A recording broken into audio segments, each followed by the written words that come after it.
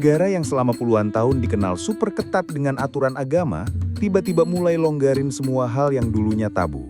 Dari konser musik internasional, bioskop yang dulunya ditutup, sampai perempuan bisa nyetir sendiri tanpa wali.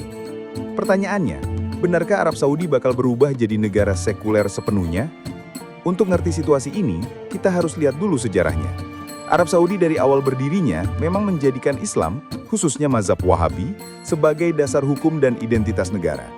Jadi jangan heran kalau dulu kehidupan di sana benar-benar dikontrol oleh polisi syariah. Hampir semua aspek publik, pakaian, hiburan, pergaulan, ada aturannya. Awal perubahan. Perubahan besar mulai kelihatan sejak naiknya Muhammad bin Salman atau MBS sebagai putra mahkota di tahun 2017.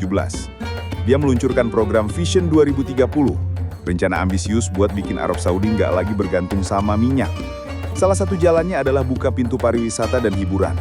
Dari sinilah konser internasional digelar, bioskop modern dibuka, bahkan festival musik seperti MDL Beast diadakan dengan skala besar. Hal-hal kayak gini jelas nggak pernah kebayang di era sebelumnya.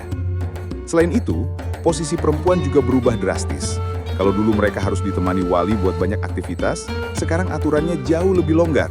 Perempuan bisa kerja di berbagai sektor, nyetir mobil sendiri, bahkan ada yang jadi tentara. Langkah ini dianggap simbol modernisasi dan bikin Arab Saudi mulai kelihatan lebih terbuka di mata dunia. Tapi di sisi lain, langkah-langkah ini bikin banyak ulama konservatif resah karena dianggap melenceng dari identitas asli negara. Nah, masalahnya, sekuler itu bukan cuma soal ada konser atau bioskop. Sekuler berarti memisahkan agama dari urusan negara. Dan di titik ini, Arab Saudi masih jauh. Hukum syariah tetap jadi dasar hukum, pengadilan agama tetap berperan besar, dan banyak aturan masih berbasis ajaran Islam. Jadi walaupun ada perubahan gaya hidup, fondasi negara tetap religius. Menariknya, langkah MBS ini lebih didorong oleh ekonomi daripada ideologi. Bayangin, 70% pendapatan negara masih dari minyak. Kalau dunia pelan-pelan ninggalin energi fosil, Arab Saudi butuh sumber pemasukan baru. Pariwisata dan hiburan adalah jawabannya. Dengan buka diri ke dunia, mereka bisa tarik investasi, turis, dan citra baru sebagai negara modern. Jadi bisa dibilang, sekulerisasi yang terjadi lebih karena strategi bertahan hidup, bukan niat untuk benar-benar jadi negara sekuler. Tapi di sisi lain, ada kontradiksi besar. Di saat konser musik internasional bebas digelar, kasus-kasus pelanggaran kebebasan berpendapat masih ketat. Kritik ke pemerintah bisa berujung hukuman berat. Jadi, Arab Saudi memang buka ruang modernisasi di satu sisi, tapi tetap mempertahankan kontrol politik yang kuat.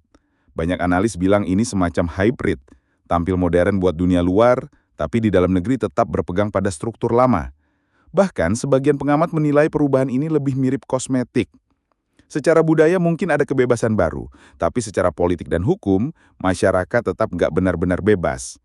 Jadi kalau ditanya, apakah Arab Saudi bakal jadi negara sekuler?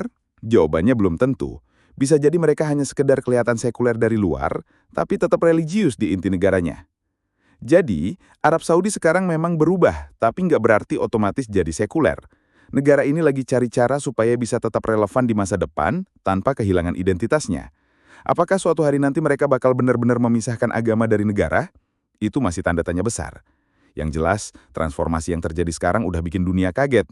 Kalau kamu penasaran sama perjalanan negara-negara lain yang juga ngalamin perubahan besar, jangan lupa ikuti terus channel ini dan subscribe biar nggak ketinggalan cerita menarik berikutnya.